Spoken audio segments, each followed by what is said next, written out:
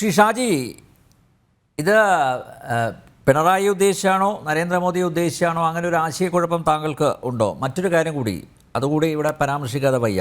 അതായത് തെറ്റ് പറ്റിയാൽ അത് സമ്മതിക്കുന്ന ഒരു മഹാരഥനും ഇവിടെ ഇല്ല എന്നും കൃത്യമായിട്ട് അദ്ദേഹം പറയുന്നു. അധികാരം കിട്ടിയാൽ എന്ത് തോന്നിയാസവും ചെയ്യാമെന്നുള്ള ധാർഷ്ട്യം പൊതുജനങ്ങളോടുള്ള വെല്ലുവിളിയാണ്. ആ വേദിയിൽ അമ്മായിയപ്പൻ മാത്രമായിരുന്നില്ല, മരുമകൻ കൂടി ഉണ്ടായിരുന്നു. അപ്പോൾ ഒരു വെടിക്ക് രണ്ട് പക്ഷി. ഒരു പക്ഷേ എം ടിയുടെ വിമർശനത്തെ അങ്ങനെ കൂടെ നമ്മൾ കാണേണ്ടതല്ലേ?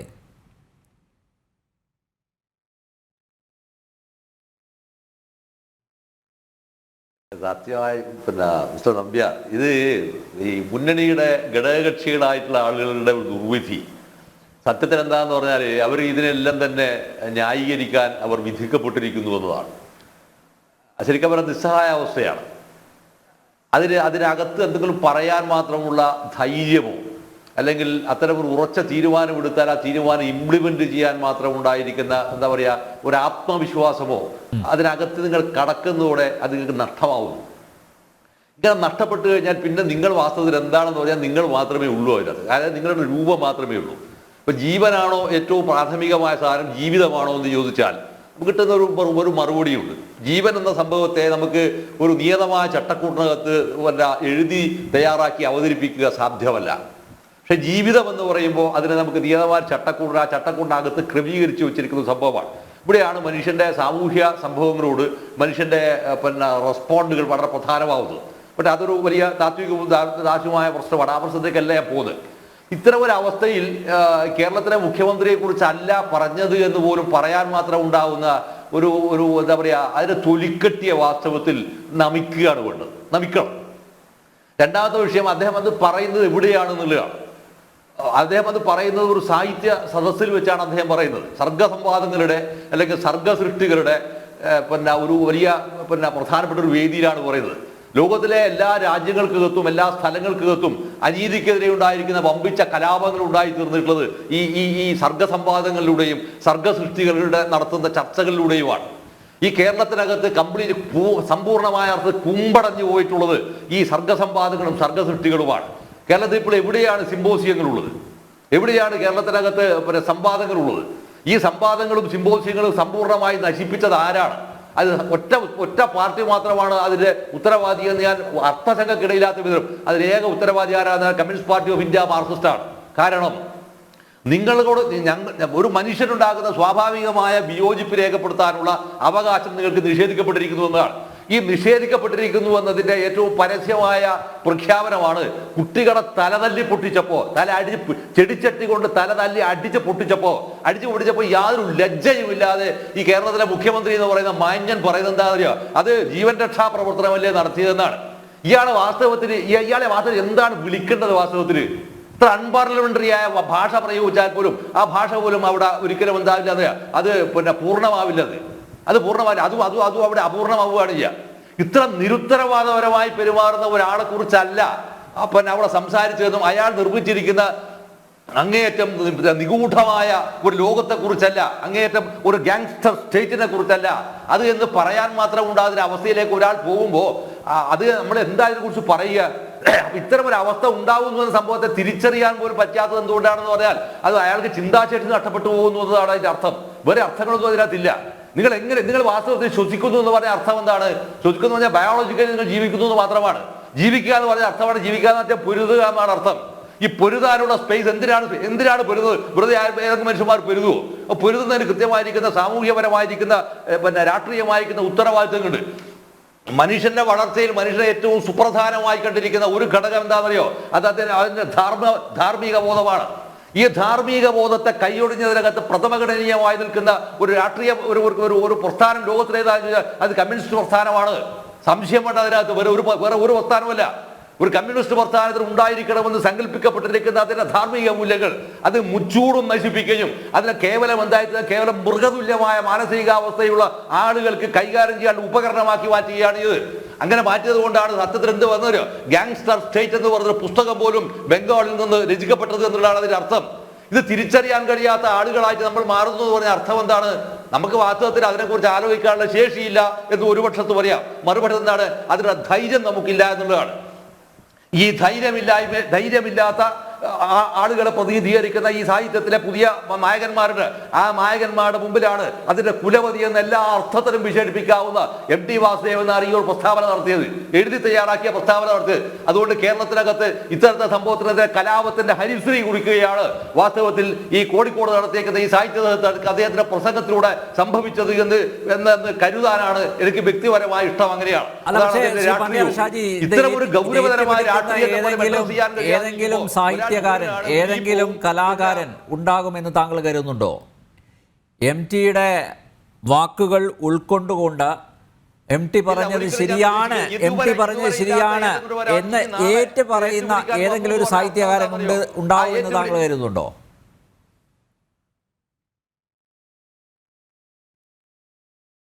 ഇല്ല, ഞാൻ കരുതുന്നില്ല. അത് ഉണ്ടാകുമായിരുന്നെങ്കിൽ എന്ത് വേണമെന്നറിയോ? അത് ഇന്നലെ പറയേണ്ടവരായിരുന്നു. അത് ഇന്നലെ വരെ നിങ്ങൾ എന്ത് ചെയ്യാ, ഇതിനെല്ലാം തന്നെ നിങ്ങൾ മൗനം വിദ്വാനുഭൂഷണം എന്ന നിലയിൽ അതിന്റെ എല്ലാവിധ ഉച്ചിഷ്ടങ്ങളും നിങ്ങൾ പറയും. അതുകൊണ്ടാണ് ഞാൻ പറഞ്ഞത്, മാലിന്യത്തിൽ പ്ലവങ്ങളായി തീർന്നിരിക്കുന്ന ആധുനിക ചാമ്പ്യന്മാർ സാഹിത്യകാരന്മാരാണ് ഈ കേരളത്തിനകത്തുള്ളത്. ഇവർ കൊടുത്തിരിക്കുന്ന പട്ടം ചാർത്തിയിട്ട് കൊടുത്തവൻ, ആ പട്ടം ചാർത്തിയിരിക്കുന്ന കോവർ കഴുതകൾക്ക് മാത്രമാണ് ഇയാൾ സൂര്യനാണ് ഉരുകി ഒലിച്ചു വന്ന്. ഒരു പാർട്ടി സെക്രട്ടറി പോളിറ്റ് ബ്യൂറോ മെമ്പറിലെ വാസ്തവത്തിൽ ഇയാളല്ലോ അല്ലേ? പാർട്ടി സെക്രട്ടറി പോളിറ്റ് ബ്യൂറോ മെമ്പറായിരിക്കുന്ന ഒരാള് വളരെ അൺപാർലമെന്ററി ആയിരിക്കുന്ന ഭാഷ എന്റെ വായിൽ വരുന്നുണ്ട്. അങ്ങനത്തെ ഒരാൾ ഇതിനെ ന്യായീകരിക്കാൻ പോകാന്ന് പറയുന്നത് അർത്ഥമാണ് പറയുന്നത്. ഇന്ന് EP ജയരാജൻ പറഞ്ഞത് അയാളെ കുറിച്ച് ഞാൻ നേരത്തെ പറഞ്ഞത് സാധനം യൂണിവേഴ്സിറ്റി ഇഡിയറ്റ് എന്ന് പറയും. അയാൾ ഇന്ന് വിശദീകരിച്ചിരിക്കുന്ന സംഭവം ഇതിനേക്കാൾ വേറെയാണ്. അപ്പൊ ഇതിൽ ഓരോ ഘട്ടത്തിലും ഇങ്ങനെ വിശദീകരിക്കുമ്പോൾ നിങ്ങൾ എല്ലാവരും എന്തിനാണ് ഈ പറയുന്ന കേരളത്തിലെ മുഖ്യമന്ത്രിയെ പ്രൊട്ടക്ട് ചെയ്യാൻ എത്ര ജാഗ്രത പാലിക്കുന്നത് എന്നതാണ് ഇതിന് പ്രാഥമികമായിരിക്കുന്നത്. എന്തിനാണ് ഇത്ര വലിയ ജാഗ്രത പാലിക്കുന്നത്? ഇയാൾ ഇന്ന് വരെ പൊതുജീവിതത്തിനകത്ത് ഇന്ന് വരെ ഏതെങ്കിലും ഒരു ഘട്ടത്തിൽ അയാൾ ഒരു സാമൂഹ്യ പ്രശ്നത്തിൽ ഇടപെട്ടതായിട്ട് ഒരു ഉദാഹരണം ചൂണ്ടിക്കാണിക്കാൻ പറ്റുമോ? ഈ ഘടകകക്ഷി മുന്നണിയുടെ ആളായി ഇവിടെ വന്നിരിക്കുന്ന അദ്ദേഹത്തിന് ചൂണ്ടിക്കാണിക്കാൻ പറ്റുമോ? ഒരു സാമൂഹ്യമായിരിക്കുന്ന ഒരു വിഷയത്തിനകത്ത് ഇടപെട്ടത്, പാർട്ടി വിഷയത്തിൽ ഇടപെട്ടിട്ട് അത് വേറെ വിഷയമാണ്. പാർട്ടിയിലൂടെ വരുന്നവരൊന്നും നേതാവുമല്ല. ആരാ പറഞ്ഞ് പാർട്ടിയിലൂടെ വരുന്നവരാണ് നേതാവ് എന്ന്? ജനങ്ങളുടെ നേതാവ് എന്ന് പറഞ്ഞാൽ അർത്ഥം എന്താ? ജനങ്ങളാൽ വരുന്ന നേതാവാണത്. ലീഡർ ഓഫ് ദ മാസസ് എന്നാണ് അർത്ഥം. ഈ ലീഡർ ഓഫ് ദ മാസസ് പാർട്ടിയുടെ നേതാവായി വരിക, നിങ്ങൾ പാർട്ടി അങ്ങ് പിടിക്കുകയാണ്. പിന്നെന്താണ്? പാർട്ടിയാണോ എന്റെ ബുദ്ധിയെ നിശ്ചയിക്കേണ്ടത്? ഞാൻ എന്ത് ആലോചിക്കണം, ഞാൻ എന്ത് ചിന്തിക്കേണ്ട ആലോചിക്കേണ്ടത് പാർട്ടിയല്ല. ഇതുകൊണ്ടാണ് കമ്മ്യൂണിസ്റ്റ് പാർട്ടിക്കാരെ വന്നിരിക്കുന്നത് ഏറ്റവും ഗൗരവതരമായിരിക്കുന്ന സർഗാത്മകമായിരിക്കുന്ന ഒരു വിലയിരുത്തൽ എന്താണെന്നറിയോ? കമ്മ്യൂണിസ്റ്റ് പാർട്ടി അധികാരം പിടിച്ചെടുത്തു കഴിഞ്ഞാൽ അതിന് വരുന്നത് എന്താണ്? അതിന് സൈനികതയുടെ നിഗൂഢത ഉണ്ടായിരിക്കും. ഈ സൈനികതയുടെ നിഗൂഢത വന്നു കഴിഞ്ഞാൽ പിന്നെ എന്തില്ല? മനുഷ്യന് സ്വാതന്ത്ര്യമില്ല, മനുഷ്യന് ഒരു സ്വാതന്ത്ര്യമില്ല. അപ്പൊ സ്വാതന്ത്ര്യം എന്ന സംഭവം എന്താണ്? സ്വാതന്ത്ര്യമില്ലാത്ത സമത്വത്തെ കുറിച്ചാണ് വാസ്തവത്തിൽ കമ്മ്യൂണിസ്റ്റ് പാർട്ടി ലോകമെമ്പാടും പ്രഖ്യാപിച്ചത്. സ്വാതന്ത്ര്യമില്ലാത്ത സമത്വം. മറുഭാഗത്ത് വരുന്നതോ സമത്വമില്ലാത്ത സ്വാതന്ത്ര്യവും. ഇത് രണ്ടുമല്ല ശരി. സ്വാതന്ത്ര്യമില്ലാത്ത സമത്വമില്ലാത്ത സ്വാതന്ത്ര്യവും അല്ല വേണ്ടത്. നമുക്ക് വേണ്ടത് എന്താണ്? ആത്യന്തികമായിരിക്കുന്ന സ്വാതന്ത്ര്യബോധമാണ്. ഈ സ്വാതന്ത്ര്യബോധം ഉണ്ടാവുമെങ്കിൽ മനുഷ്യൻ സിവിലൈസ്ഡ് ആവണം, മനുഷ്യൻ കൾച്ചറലൈസ് ചെയ്യപ്പെടണം. ഈ കൾച്ചർ ചെയ്യപ്പെടാനുള്ള ഊർജ്ജം ഉണ്ടാവണമെങ്കിൽ നിങ്ങൾ എന്ത് വേണമെന്നറിയോ? നിങ്ങൾ ചിന്തയിൽ കലാപം ചെയ്യരുത്. നിങ്ങൾ വ്യവസ്ഥാപിതത്വങ്ങളെ ഭേദിക്കാൻ പഠിക്കണം.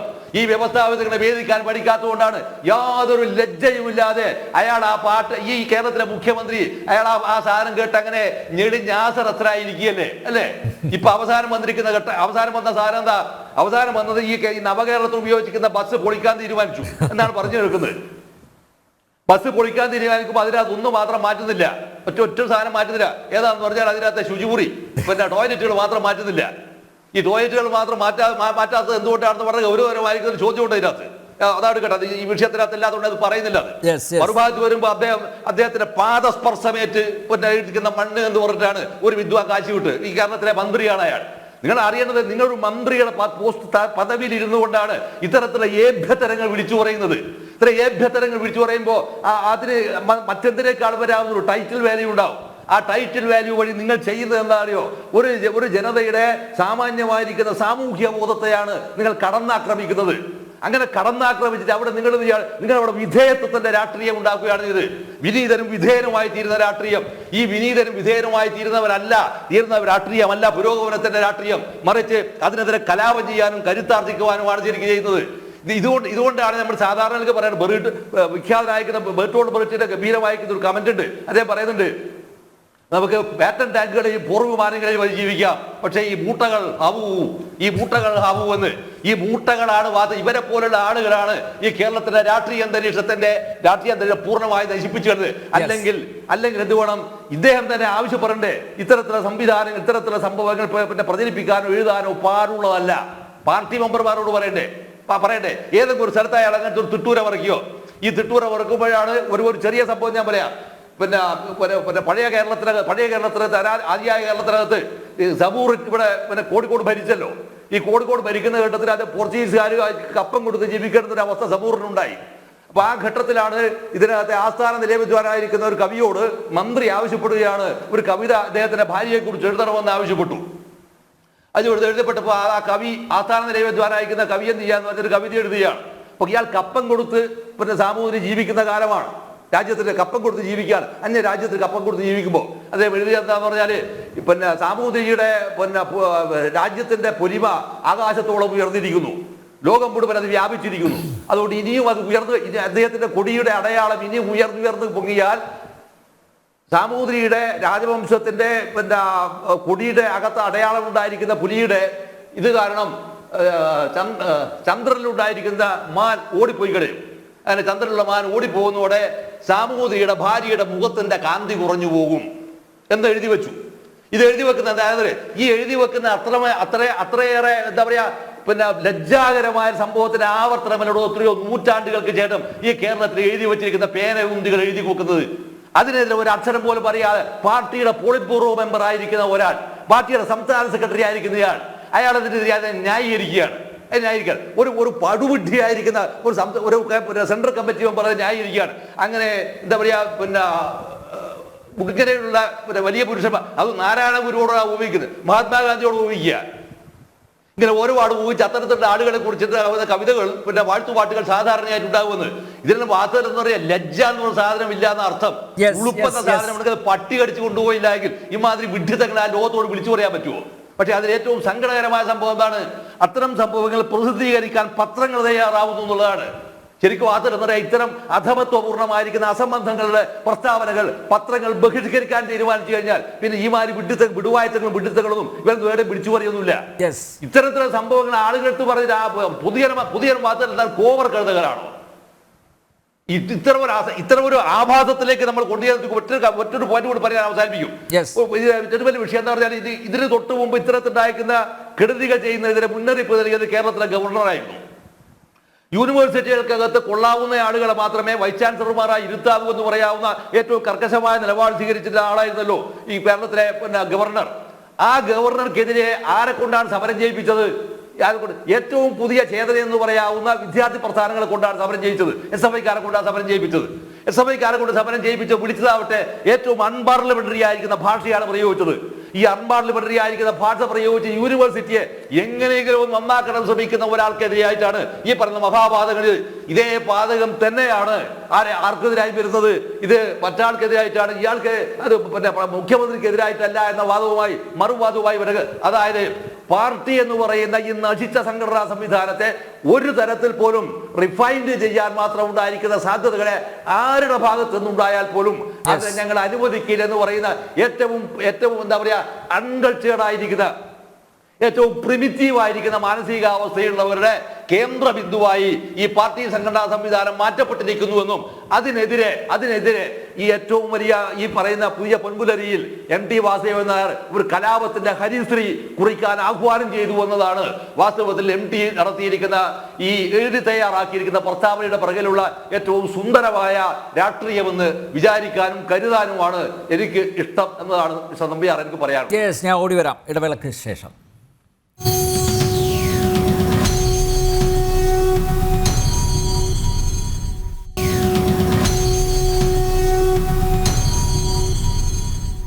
ശ്രീ RV ബാബു, ഈ സോക്കോൾഡ് സാംസ്കാരിക നായകന്മാരിൽ ഒരാളെങ്കിൽ ഒരാൾ അല്ലേ ഇത് പറയാനുള്ള ആർജവം കാണിച്ചു, നട്ടല് കാണിച്ചു. അക്കാര്യത്തിൽ നമുക്ക് MT വാസുദേവൻ നായരെ അനുമോദിക്കാം. പക്ഷേ ഈ വിമർശനത്തിന് എന്തെങ്കിലും പ്രയോജനമുണ്ടാകുമെന്ന് താങ്കൾ കരുതുന്നുണ്ടോ?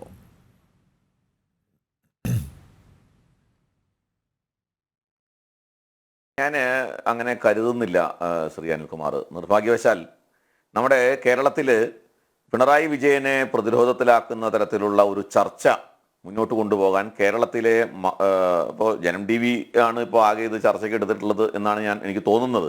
മറ്റേതെങ്കിലും ചാനൽ ഈ വിഷയം ചർച്ച ചെയ്യുന്നുണ്ടോ ഇന്ന് ഇപ്പോൾ എനിക്ക് കാണാൻ നിവൃത്തിയില്ലാത്തത് കൊണ്ട് അറിയില്ല. പക്ഷേ അങ്ങനെ ചെയ്താൽ തന്നെ അത് ഇന്നത്തോടെ അവസാനിക്കാനാണ് സാധ്യത. കാരണം പിണറായി വിജയനെ പ്രതിക്കൂട്ടിലാക്കുന്ന തരത്തിലുള്ള ഒരു ചർച്ച മുന്നോട്ട് കൊണ്ടുപോയി പിണറായി വിജയന്റെ അപ്രീതി സമ്പാദിക്കാനായിട്ട് ഇന്ന് ഇപ്പോൾ കേരളത്തിൽ മാധ്യമങ്ങൾ ഈ പൊതുസമൂഹത്തെ തൃപ്തിപ്പെടുത്താൻ എന്തെങ്കിലും പറഞ്ഞാലെന്നായി. നമ്മുടെ സാംസ്കാരിക നായകരെന്നോ സാഹിത്യകാരന്മാരെന്നോ അല്ലെങ്കിൽ അതുപോലുള്ള ആളുകളുണ്ടല്ലോ, ഇവരൊന്നും അത് മുന്നോട്ട് കൊണ്ടുപോകില്ല, ഈ ചർച്ചയിൽ കയറി പിടിക്കില്ല. MTയുടെ ഈ പ്രസ്താവനയെ പിന്തുണച്ചുകൊണ്ടോ അല്ലെങ്കിൽ എതിർത്തുകൊണ്ടോ പോലും ആരും സംസാരിക്കാൻ സാധ്യതയില്ല. കാരണം ഈ ചർച്ച ഇന്നത്തോടെ അവസാനിക്കണം എന്നായിരിക്കും പൊതുവെ നമ്മുടെ നാട്ടിലെ ഈ പറയുന്ന സാഹിത്യകാരന്മാരും ഒക്കെ ശ്രമിക്കുക. കാരണം CPMനെയോ അല്ലെങ്കിൽ ഇടതുപക്ഷത്തെയോ പ്രതിരോധത്തിലാക്കുന്ന ഒന്നും തന്നെ കേരളത്തിൽ അനുവദിക്കാത്ത ഒരു സാഹചര്യമാണ് ഇപ്പം നിലവിലുള്ളത്. ഇതൊരു കാര്യം. ഇവിടെ ശ്രീ MT വാസുദേവൻ നായരുടെ പ്രസംഗം, വളരെ ശക്തമായ രീതിയിൽ അദ്ദേഹം നടത്തിയ പ്രസംഗം, ഞാൻ നേരത്തെ സൂചിപ്പിച്ച പോലെ പൊതുവെ എല്ലാവർക്കും അറിയാവുന്ന, ഇപ്പോൾ രാഷ്ട്രീയത്തെക്കുറിച്ചുള്ള അദ്ദേഹത്തിന്റെ കാഴ്ചപ്പാടിനെ സംബന്ധിച്ച് പൊതുവെ എല്ലാവർക്കും അറിയാം, രാഷ്ട്രീയം അധികാരത്തിനുള്ളൊരു ഉപായമായിട്ടാണ് കാണുന്നത്, ജനസേവനം അല്ല എന്ന്. ഇവിടെ ശ്രീ സുരേഷ് ബാബു പറഞ്ഞു അത് BJPയുടെ അടക്കം അല്ലെങ്കിൽ നരേന്ദ്രമോദി അല്ലെങ്കിൽ കർണാടക മുഖ്യമന്ത്രി സിദ്ധരാമയ്യ, തമിഴ്നാട്ടിലെ മുഖ്യമന്ത്രി സ്റ്റാലിൻ തുടങ്ങിയവരെയൊക്കെ കുറിച്ചാവാം എന്നാണ്. സാമാന്യൻ അദ്ദേഹത്തിന്റെ ഈ പ്രസംഗം മുഴുവനായിട്ട് വായിക്കുന്ന ഒരാൾക്ക്, കേൾക്കുകയോ വായിക്കുകയോ ചെയ്തിട്ടുള്ള ആൾക്ക് വളരെ കൃത്യമായിട്ട് ബോധ്യപ്പെടുന്ന ഒരു കാര്യമുണ്ട്. അദ്ദേഹത്തിന്റെ ഉപമ, അദ്ദേഹത്തിന്റെ ഉൽപ്രേക്ഷ, അദ്ദേഹം നടത്തുന്ന ആ സാഹചര്യങ്ങൾ എല്ലാം തന്നെ കമ്മ്യൂണിസ്റ്റ് പാർട്ടിയെയും കമ്മ്യൂണിസ്റ്റ് ഭരണകൂടത്തെയും ആണ് ഉദ്ദേശിക്കുന്നത് എന്ന് മനസ്സിലാക്കാനായിട്ട് ഏറെ ബുദ്ധിയൊന്നും വേണ്ട, സാമാന്യ ബുദ്ധി മതി. അദ്ദേഹം ഉദാഹരിക്കുന്നത്, ഇപ്പോൾ നേതൃപൂജയിൽ EMS വിശ്വസിച്ചിരുന്നില്ല എന്ന് പിണറായി വിജയനെ വേദിയിൽ ഇരുത്തിക്കൊണ്ട് അദ്ദേഹം പറയുമ്പോൾ അത് നരേന്ദ്രമോദിയെ ഉദ്ദേശിച്ചാണോ സ്റ്റാലിനെ ഉദ്ദേശിച്ചാണ് സിദ്ധരാമയ്യെ ഉദ്ദേശിച്ചാണ് എന്ന് പറയാൻ സുരേഷ് ബാബുവിന് അപാരമായ ഒരു തൊലിക്കെട്ടി തന്നെ വേണം. ഞാൻ അദ്ദേഹത്തോട് സഹതപിക്കാനേ നിവൃത്തിയുള്ളൂ. എന്തിനെയൊക്കെയാണ് ശ്രീമാൻ MT ഉദാഹരിച്ചിട്ടുള്ളത്? അദ്ദേഹം പറയുന്നത് സാറിസ്റ്റ് ഭരണകൂടത്തെ നിഷ്കാസനം ചെയ്തുകൊണ്ട് അധികാരത്തിൽ വന്ന കമ്മ്യൂണിസ്റ്റ് ഭരണകൂടം, ആ ഭരണകൂടത്തിന് സേവനമനോഭാവം നഷ്ടപ്പെട്ടു. അത് 1944 തന്നെ പലരും ചൂണ്ടിക്കാണിച്ചു. അതിന്റെ പേരുകളൊക്കെ അദ്ദേഹം പറയുന്നുണ്ട്. അങ്ങനെ ചൂണ്ടിക്കാണിച്ച മഹാന്മാരായിട്ടുള്ള പണ്ഡിതന്മാരായിട്ടുള്ള ചിന്തകന്മാരായിട്ടുള്ള ആളുകളുടെ പേര് പറയുന്നുണ്ട്. എവിടെയൊക്കെയാണ് ഭരണകൂടത്തിന് തെറ്റുപറ്റിയത്, കമ്മ്യൂണിസ്റ്റ് ഭരണകൂടത്തിന് തെറ്റുപറ്റിയത് എന്നതിനെ സംബന്ധിച്ച് അദ്ദേഹം വിശദമായി കൊന്നു. അപ്പോൾ കമ്മ്യൂണിസ്റ്റുകാരെ കുറിച്ചും കമ്മ്യൂണിസ്റ്റ് ഭരണകൂടത്തെക്കുറിച്ചും കമ്മ്യൂണിസ്റ്റ് നേതാക്കന്മാരെ കുറിച്ചും ഒക്കെയാണ് അദ്ദേഹത്തിന്റെ ഉദാഹരണങ്ങൾ, സംഭവങ്ങൾ മുഴുവൻ ഉദാഹരിക്കുന്നത്. അത് കേരളത്തിലെത്തുമ്പോൾ അദ്ദേഹം നമ്പൂതിരിപ്പാടിന്റെ ഗവൺമെന്റിനെയാണെന്നുണ്ടെങ്കിൽ, ആഗോളതലത്തിൽ അദ്ദേഹം സോവിയറ്റ് യൂണിയനെയും റഷ്യയിലെ വിപ്ലവത്തെയും റഷ്യൻ നേതാക്കന്മാരെയുമാണ്. അദ്ദേഹം പറയുന്നത് എന്താ? അദ്ദേഹം ഉപയോഗിക്കുന്നത് വിപ്ലവത്തിൽ പങ്കെടുത്ത ജനാവലി ആൾക്കൂട്ടമായിരുന്നു. ഈ ആൾക്കൂട്ടങ്ങളെ എളുപ്പം ക്ഷോഭിപ്പിക്കാം, ആരാധകരാക്കാം, പടയാളികളുമാക്കാം. നമ്മൾ നോക്കൂ, ഈ അടുത്ത കാലത്ത് നടന്ന സംഭവങ്ങളല്ലേ MTയെ കൊണ്ടത് പറയിപ്പിക്കുന്നത്. ഈ ആൾക്കൂട്ടത്തെ, ഇപ്പോൾ നവകേരള സദസ്സിലൂടെ വന്ന ആൾക്കൂട്ടത്തെ എങ്ങനെയാണ് അക്രമികളാക്കി മാറ്റുന്നത്, എങ്ങനെയാണ് പ്രക്ഷോഭകാരികളാക്കി മാറ്റുന്നത്, എങ്ങനെയാണ് ആളുകളുടെ തല ഹെൽമെറ്റ് കൊണ്ട് അടിച്ചു പൊളിക്കാനും ചെടിച്ചട്ടി കൊണ്ട് തല്ലിപ്പൊളിക്കാനും അല്ലെങ്കിൽ ആളുകളെയൊക്കെ എതിർക്കുന്നവരെ ഒക്കെ ഇല്ലാതാക്കാൻ വേണ്ടിയുള്ള പരിശ്രമം എങ്ങനെ ഭരണാധികാരി ശ്രമിക്കുന്നു. അവരെ സമൂഹമാക്കുകയല്ല, ആൾക്കൂട്ടത്തെ തന്റെ ആരാധകരാക്കി മാറ്റുന്ന സമീപനം ആരാണ് എടുത്തത് ഇവിടെ? അവരെ ജനങ്ങൾക്ക് നേരെ, പ്രതിഷേധിക്കുന്നവർക്ക് നേരെ ഉപയോഗിക്കുന്നത്. അദ്ദേഹം ഉപയോഗിക്കുന്ന വാക്കാണ് ഭരണാധികാരിയുടെ ഔദാര്യമല്ല സ്വാതന്ത്ര്യം. MT പറഞ്ഞതാ, ഭരണാധികാരിയുടെ ഔദാര്യമല്ല സ്വാതന്ത്ര്യം. ഇവിടെ ഏത് ഭരണാധികാരിയാണ് ഈ പറയുന്ന സ്വാതന്ത്ര്യത്തിന് കൂച്ചുബലം കിട്ടുന്നത്? കേരളത്തിന്റെ സാഹചര്യത്തിൽ നടത്തിയ പ്രസംഗം, പരിപൂർണമായും കേരളത്തിന്റെ സാഹചര്യത്തിൽ നടത്തിയ ഒരു പ്രസംഗത്തെ മുന്നിൽ നിർത്തിക്കൊണ്ടാണ് MT വാസുദേവൻ നായർ നരേന്ദ്രമോദിയെ ഉദ്ദേശിച്ചാണ് ഈ പ്രസംഗിച്ചത് എന്ന് പറയുമ്പോൾ യഥാർത്ഥത്തിൽ നമ്മുടെ പൊതുസമൂഹത്തിന്റെ സാമാന്യ ബുദ്ധിയെ തന്നെയാണ് അപഹസിക്കുന്നത് എന്ന് വേണം പറയാൻ. കൂട്ടത്തിൽ ഞാൻ പറഞ്ഞോട്ടെ ഒരു കാര്യം കൂടി. എങ്ങനെയാണ് ഒരു ഭരണാധികാരി ജനങ്ങളെ സമീപിക്കേണ്ടത് എന്നുള്ളതിന്റെ ഞാൻ കണ്ട ഉദാഹരണം, ഞാൻ മാത്രമല്ല ഇവിടെ ഇരിക്കുന്ന എല്ലാവരും കണ്ട ഉദാഹരണമാണ്. അത് നിങ്ങൾക്ക് സ്വീകാര്യമാണോ എന്ന് എനിക്ക് അറിഞ്ഞുകൂടാ. എനിക്ക് സ്വീകാര്യമായതുകൊണ്ട് ഞാൻ ആ ഉദാഹരണം പറയുകയാണ്. എങ്ങനെയാണ് ഭരണാധികാരി ജനങ്ങളെ സമീപിക്കേണ്ടത് എന്നുള്ളത് നമുക്ക് എല്ലാവർക്കും അറിയാം. ഓഖിയുടെ സമയത്ത് തിരുവനന്തപുരത്ത് കടപ്പുറത്ത് നിന്ന് ജനങ്ങൾ അസ്വസ്ഥരായി, ജനങ്ങൾക്ക് സഹായം കിട്ടാതെയായി, അവരെ രക്ഷിക്കാൻ ആളില്ലാതെയായി, അവരെ പട്ടിണിയിലായി, ജനങ്ങൾ പ്രക്ഷോഭകാരികളായി മാറിയപ്പോൾ അവരെ കാണാൻ ചെന്ന ആ പിണറായി വിജയൻ അവിടെ നിന്ന് ഒടുവിൽ പങ്കായത്തിന് അടികൊള്ളാതെ ഓടി ശിവൻകുട്ടിയുടെ കാറിൽ രക്ഷപ്പെട്ട് ഓടിപ്പോരേണ്ടി വന്ന ഒരു സാഹചര്യം ഉണ്ടായി. ഭരണാധികാരിക്ക് ആ ജനങ്ങളെ അഭിസംബോധന ചെയ്യാനുള്ള ധാർമ്മികമായ കരുത്തുണ്ടായിരുന്നില്ല. മുഖ്യമന്ത്രി എന്നുള്ള നിലയിൽ പിണറായി വിജയൻ അമ്പെ പരാജയപ്പെട്ട ഒരു സന്ദർഭം നമ്മൾ കണ്ടു. എന്നാൽ ആ ജനങ്ങളോട് സംബന്ധിച്ച ഒരു നേതാവ് അവിടെ വന്നു, നമ്മൾ കണ്ടതാണ്. ആ നേതാവ് ആ ജനങ്ങളോട് സംസാരിക്കുന്ന രീതി കണ്ടു. ഞാൻ പറയുന്നത് നിർമ്മല സീതാരാമനെ കുറിച്ചാണ്. നിർമ്മല സീതാരാമൻ അവിടെ വന്നു, ജനങ്ങളോട് സംസാരിച്ചു. അവർ അത്യന്തം പ്രക്ഷോഭ മനസ്സോട് കൂടിയിട്ട് അത്യന്തം പ്രകോപിതരായിരുന്ന ഒരു ജനക്കൂട്ടത്തെ എങ്ങനെയാണ് ആ ഭരണാധികാരി കയ്യിലെടുക്കുന്നത്? എങ്ങനെയാണ് ആ ഭരണാധികാരി ജനങ്ങളുടെ മനസ്സിനെ കൈയടക്കിക്കൊണ്ട് അവരോട് സംവദിക്കുന്നത് എന്നൊക്കെയുള്ള ഒരു ഉദാഹരണം, മനോഹരമായ ഉദാഹരണം ഞാൻ കണ്ടത് ശ്രീ നിർമ്മല സീതാരാമൻ ജനങ്ങളെ അഭിസംബോധന ചെയ്യുന്നതും ജനങ്ങളെ കയ്യിലെടുക്കുന്നതിലൂടെയാണ്. അപ്പൊ ഇത്തരത്തിൽ ജനങ്ങളെ തങ്ങളുടെ സ്വന്തക്കാരായി തങ്ങളുടെ കൂടെ നെഞ്ചോട് ചേർത്ത് നിർത്താൻ കഴിയുന്ന ഭരണാധികാരി, ആ ഭരണാധികാരിയാണ് യഥാർത്ഥത്തിൽ ഇന്ന് കേരളത്തിന് ഇല്ലാത്തത്. ആ ഭരണാധികാരിയെയാണ് MT വാസുദേവൻ നായർ ആവശ്യപ്പെടുന്നത്. യഥാർത്ഥത്തിൽ MT വാസുദേവൻ നായരുടെ ആ ചോദ്യം അന്തരീക്ഷത്തിൽ നിൽക്കും. അതിനൊരു ഉത്തരം ഈ ഭരണകൂടത്തിന് ഉണ്ടാക്കാൻ കഴിയുമെന്നൊരു വിശ്വാസം എനിക്കില്ല. ശ്രീ അനിൽകുമാർ നമ്പ്യാർ. വക്കീലെ, പുനർവിചിന്തനം ഉണ്ടോ? ഇപ്പോ ഇത് കേരളത്തിൻ്റെ സാമൂഹ്യ രാഷ്ട്രീയ പരിസരത്തിൽ നിന്നുകൊണ്ട് തന്നെയാണ് MT വാസുദേവൻ നായർ ഇക്കാര്യങ്ങളൊക്കെ പറഞ്ഞത് എന്ന് ഈ പാനലിലിരിക്കുന്ന മറ്റ് 3 പേരും അവർ കൃത്യമായിട്ട് സമർത്ഥിച്ചിട്ടുണ്ട്. കൃത്യമായിട്ട് അവർ ഉദാഹരണ സഹിതം പറഞ്ഞിട്ടുണ്ട്, വ്യക്തമാക്കിയിട്ടുണ്ട്. ഇനിയും സംശയം അവശേഷിക്കുന്നുണ്ടോ താങ്കൾക്ക്?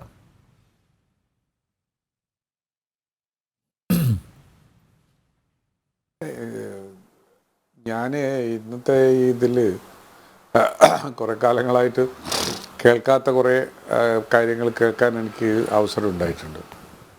കുറേ ആയിട്ട് നമ്മുടെ COVID-19 ശേഷം ലോക പ്രസംഗങ്ങൾ ഞാൻ തീരെ കേൾക്കില്ലായിരുന്നു. പോയാൽ അത് കേൾക്കും. അതിന് കഴിഞ്ഞിട്ടുണ്ട്. RV ബാബു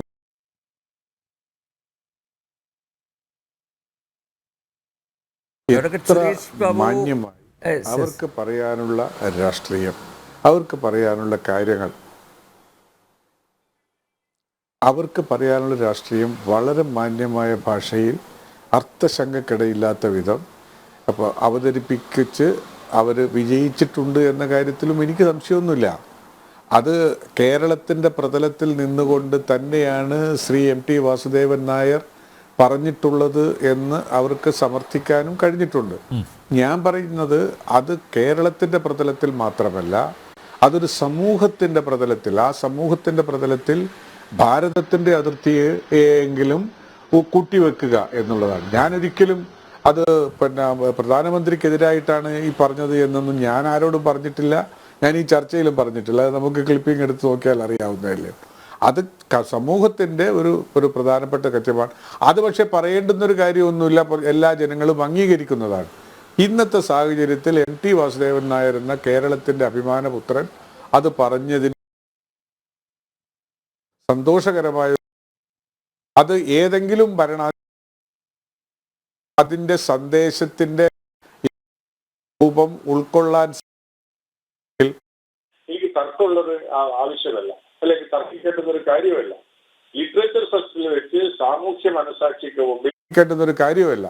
ലിറ്ററേച്ചർ ഫെസ്റ്റിൽ വെച്ച് സാമൂഹ്യ മനസാക്ഷിക്ക് മുമ്പിൽ ബഹുമാനപ്പെട്ട MT വാസുദേവൻ നായർ അവതരിപ്പിച്ചിട്ടുള്ള കാര്യങ്ങളുടെ സന്ദേശം അത് ഉൾക്കൊള്ളാൻ എല്ലാ ഭരണാധികാരികൾക്കും കഴിയേണ്ടതാണ് എന്ന പൊതു തത്വമാണ്, പൊതു സമീപനമാണ് ഞാൻ സ്വീകരിച്ചിട്ടുള്ളത്.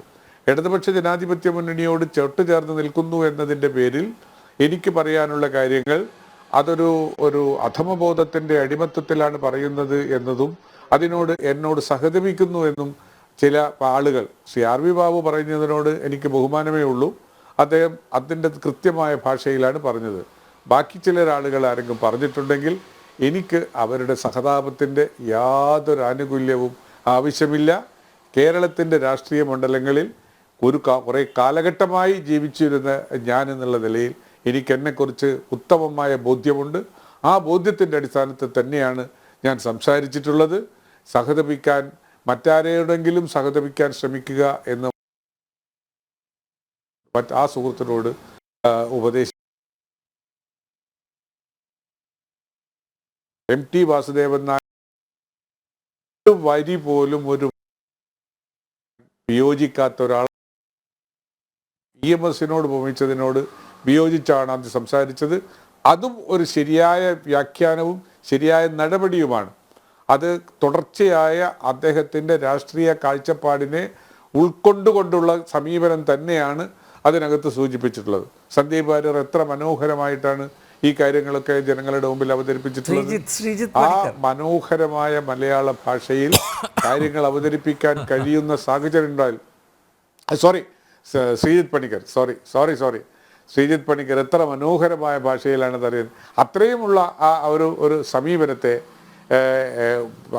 പ്രശംസിച്ചുകൊണ്ട് തന്നെ ഞാനിത് പറയുന്നു. ഇത് സമൂഹത്തിനോടുള്ള ആഹ്വാനമാണ്, അതൊരു വ്യക്തിഗതമായ ആഹ്വാനമാണ് എന്ന് ചൂണ്ടിക്കാണിക്കാൻ ശ്രമിക്കുന്നത് അത് വേറൊരു സമൂഹത്തിനോടുള്ള തെറ്റായ വ്യാഖ്യാനമാകും എന്ന് പറയാൻ ഞാൻ ആഗ്രഹിക്കുന്നു. ശ്രീജിത്ത് പണിക്കർ, ഈ വിമർശനത്തിന് വിധേയമായിട്ടുള്ള ആളെ തിരുത്തുമോ അതോ ഇനിയിപ്പോൾ സൈബർ സഖാക്കളെ പൂർവാധിക ശക്തിയോടെ ഇറക്കി വിടുമോ MTക്കെതിരെ? അല്ല, നമ്മുടെ നാട്ടിലൊരു ട്രെൻഡ് കാണാറുണ്ട് ശ്രീ അനിൽ നമ്പ്യാർ. ആ ട്രെൻഡ് താങ്കൾക്കും ചിരപരിചിതമാണ് എന്നാണ് ഞാൻ മനസ്സിലാക്കുന്നത്. അത് പ്രധാനമായിട്ടും ആരെങ്കിലും സർക്കാരിനെ അല്ലെങ്കിൽ CPMന്റെ ഏതെങ്കിലും ഒരു നേതാവിനെ വിമർശിക്കുന്ന സമയത്ത് അയാളെ കംപ്ലീറ്റ്ലി ഡിസ്ക്രെഡിറ്റ് ചെയ്യുന്ന രീതിയിലത്തേക്കുള്ള ഒരു പ്രവർത്തനം നമ്മൾ കുറെ കാലമായിട്ട് കാണുന്നുണ്ട്. ഇപ്പൊ എനിക്ക് വളരെ കൃത്യമായിട്ട് ഓർമ്മയുള്ളത്, ഇന്നാ താൻ കേസുകൂടെ എന്നൊരു സിനിമ ഇവിടെ ഇറങ്ങിയിരുന്നു. അപ്പൊ ആ സിനിമയുടെ പ്രമേയത്തിൽ പ്രധാനമായിട്ട് വന്നിരുന്നത് നമ്മുടെ നാട്ടിലുള്ള റോഡുകളുടെ ശോചനീയമായിട്ടുള്ള അവസ്ഥയാണ്. അപ്പൊ അത് വന്നിരുന്ന സമയത്ത്, അല്ലെങ്കിൽ അതിന്റെ ട്രെയിലറിൽ ഇത് വരുന്നു, ആ സിനിമ തിയേറ്ററിൽ വരുന്ന സമയത്തൊക്കെ തന്നെ ഇവിടെയുള്ള ചില അന്തമണികൾ എന്നൊക്കെ തന്നെ ആൾക്കാർ പറയുന്ന ആൾക്കാർ കുഞ്ചാക്കോ ബോബന്റെ ഡാൻസ് മോശമാണ് എന്ന് വരെ പറഞ്ഞ് അദ്ദേഹത്തിനെ ഇകഴ്ത്തുന്നതിന് വേണ്ടി ശ്രമിച്ചു. അപ്പോ ഏതൊരാളിനെയും, നടനായിക്കോട്ടെ, സാഹിത്യകാരനായിക്കോട്ടെ, മറ്റേതെങ്കിലും നിലയിൽ നിൽക്കുന്ന ഒരാളായിക്കോട്ടെ, ആ ആളിനെ കംപ്ലീറ്റ്ലി ഡിസ്ക്രെഡിറ്റ് ചെയ്യുന്ന രീതിയിലത്തേക്കുള്ള ഒരു പ്രവർത്തനം. ഇത് ഞാൻ ഈ പറഞ്ഞതുപോലെ കേവലം അന്തമണികളുടെ ഭാഗത്തു നിന്ന് മാത്രമല്ല, അല്ലാതെ അധികാര കേന്ദ്രങ്ങളിൽ ഇരിക്കുന്ന രാഷ്ട്രീയ പാർട്ടികളുടെ ക്യാബിനറ്റിലൊക്കെ ഉത്തരവാദിത്ത ശ്രീജിത്ത് പണിക്കരെ ഇപ്പൊ അദ്ദേഹത്തെ കൊണ്ട് തിരുത്തി പറയിപ്പിച്ചിട്ടുണ്ട് കേട്ടോ. ലാസ്റ്റ് പ്രസ്താവന കണ്ടിരുന്നോ? അദ്ദേഹത്തെ കൊണ്ട് തിരുത്തി പറയിപ്പിച്ചിട്ടുണ്ട്. ഞാൻ ഉദ്ദേശിച്ചത് കേരള മുഖ്യമന്ത്രിയല്ല, കേരള ഭരണകൂടത്തെ അല്ല എന്ന് അദ്ദേഹത്തെ കൊണ്ട് തിരുത്തി പറയിപ്പിച്ചിട്ടുണ്ട്. ഇപ്പോ MTയെ കൊണ്ടോ?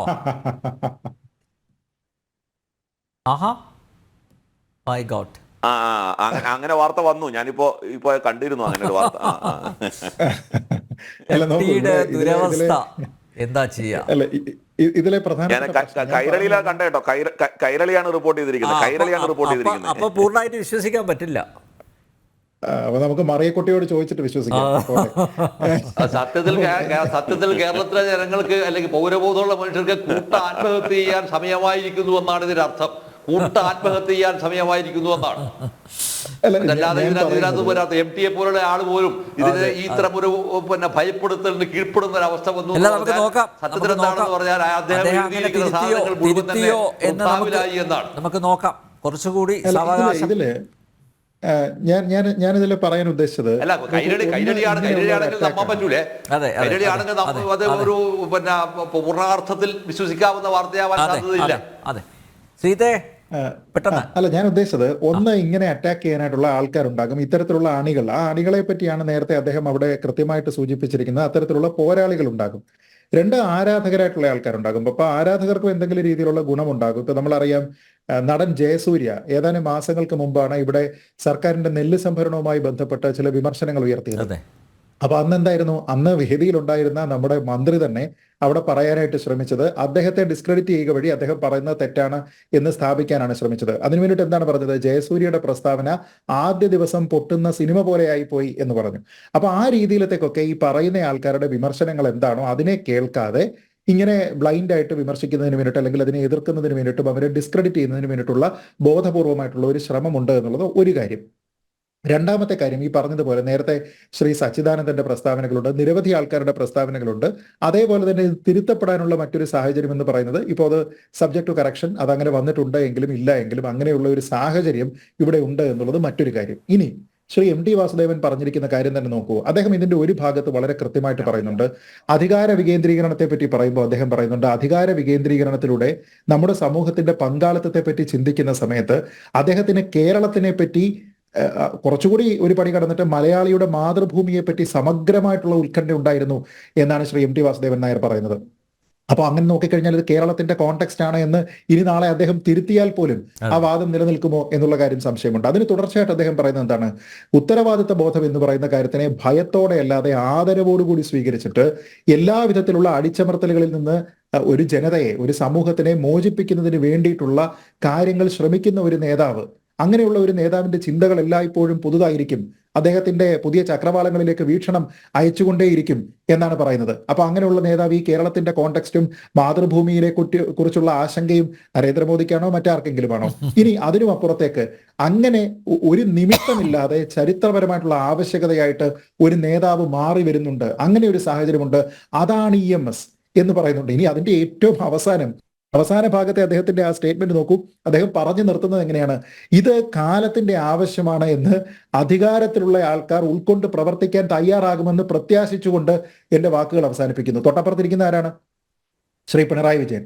അദ്ദേഹം കേൾക്കെ പറയുകയാണ്, ഇങ്ങനെയുള്ള കാര്യങ്ങൾ കാലത്തിന്റെ മാറ്റങ്ങളാണ്, അത് വേണം എന്ന് അധികാരത്തിലുള്ള ആൾക്കാർ അറിഞ്ഞ് തിരുത്തി പ്രവർത്തിക്കണമെന്ന്. അപ്പൊ എനിക്കും പറയാനുള്ളത് അത്രയേ ഉള്ളൂ. അദ്ദേഹം ഈ പ്രസ്താവന തിരുത്തേണ്ടി വന്നാലും ഇല്ലെങ്കിലും അദ്ദേഹം പറഞ്ഞിരിക്കുന്നത് ആരെ ഉദ്ദേശിച്ചാണ് എന്ന കാര്യത്തിനെ പറ്റി എനിക്ക് തർക്കമില്ല. മലയാളികൾക്ക് ആർക്കെങ്കിലും, ഈ പറയുന്ന മാതൃഭൂമിയെ സ്നേഹിക്കുന്ന ആർക്കെങ്കിലും തർക്കമുണ്ടാകുമെന്ന് ഞാൻ കരുതുന്നുമില്ല. ശ്രീ അനിൽ. യെസ്, MT ചൂരലെടുത്തതിന് താങ്കളെ ഒരിക്കൽ കൂടി അഭിനന്ദിക്കുന്നു. താങ്കളോടുള്ള ബഹുമാനം, ആദരവ്, അത് ഇല്ലാതാക്കുന്ന ഒരു പ്രവൃത്തി താങ്കളുടെ ഭാഗത്ത് നിന്ന് ഉണ്ടാവില്ല എന്ന് തന്നെയാണ് നമ്മുടെയൊക്കെ പ്രത്യാശ. ജനറൽ ഡിബേറ്റ് ഇവിടെ പൂർണ്ണമാകുന്നു. ചർച്ചയിൽ പങ്കെടുത്ത എല്ലാ അതിഥികൾക്കും നന്ദി. ഒപ്പം പ്രേക്ഷകർക്കും.